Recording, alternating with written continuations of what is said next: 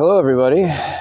It's day 25 of Big Sky Bicycle Ride 2023 to Linmore Memorial Bicycle Ride, and it's the first day where I'm not going to be on the bicycle at all today. Most likely, I'm done with the bicycle because yesterday I achieved the goal that I had set to reach the northernmost part of Europe up in the Arctic Circle via bicycle. And yesterday was a very long, hard, arduous, but beautiful day. It started very early in the morning, leaving my campsite about 130 kilometers away from goal.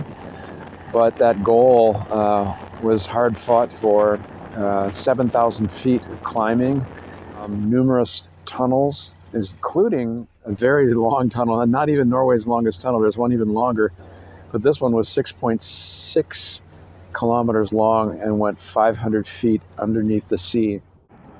A story about this tunnel, it was 6.6 kilometers long, and immediately you're on a 9% grade shooting straight down towards 500 meters below the sea, and it goes on forever. This tunnel goes on forever. There's warning signs. It's a fog in tunnel, all this sort of stuff. As I got further climbing up at this 9% grade to cover the last 3 kilometers to get out of the tunnel, traffic was starting to kind of whiz by a little bit more, and I went, well, I'm going to get up on this walkway that they have here, which takes longer.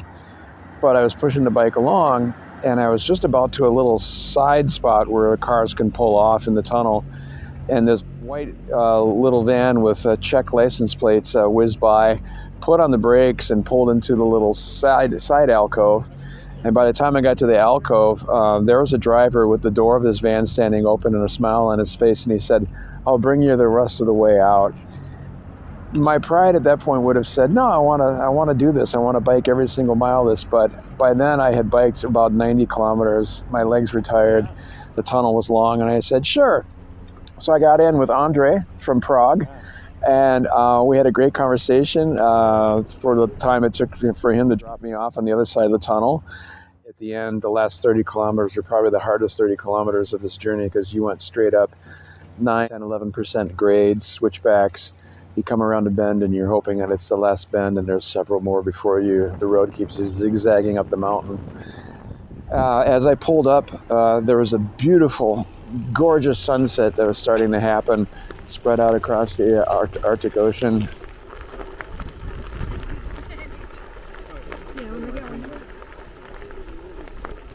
There was a German bicyclist by the name of Lars who had just arrived maybe a few hours before me, and he walked up to me and shook my hand and said, "Congratulations." Immediately he offered to take my picture at the monument. And meanwhile, Daniel, who's from Spain, he also showed up. He had ridden his bicycle from Spain all the way there. And then all these other bicyclists started coming out of the woodwork, and they said, "Hey, set up your tent next to ours. We're all camped out up here." And we're talking about winds coming off the Arctic Ocean, and it was cold by the end of the day. But I set up my tent, and as the sun set, a supermoon came up over the horizon. So all of a sudden there's this beautiful moon, and then to top it all off, the Northern Lights showed up. I was unable to get any pictures, but believe me, the Northern Lights showed up, and they were beautiful, absolutely gorgeous. This morning, when we all woke up at our tents there on the mountain, the fog had come in from the Arctic Ocean, and the entire, as you can see behind me, everything was fog enshrouded like this. And we're like, man, to bike 30 kilometers back down in this cold and this fog, it's going to be pretty dangerous. It's going to be a challenge. And Andre said to Lars and I, who had to get out today, he said, "I'll throw your bikes in my van and I'll take you down the mountain." So Andre took us down the mountain, dropped me off here in Honningsvåg. So what a way to end a ride. What a way to celebrate Lynn's legacy, especially to be able to take a peek at GoFundMe and to see that over $16,000 has been raised now for the cause that I had set out to bicycle ride for.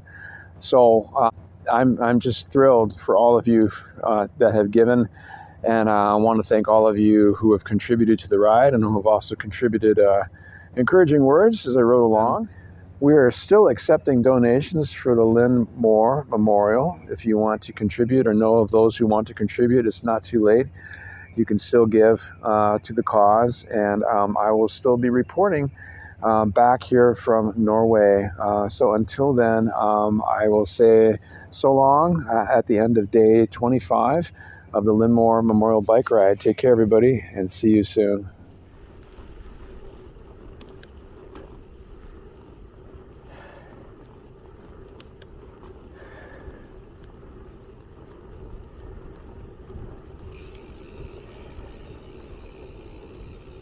What a perfect day.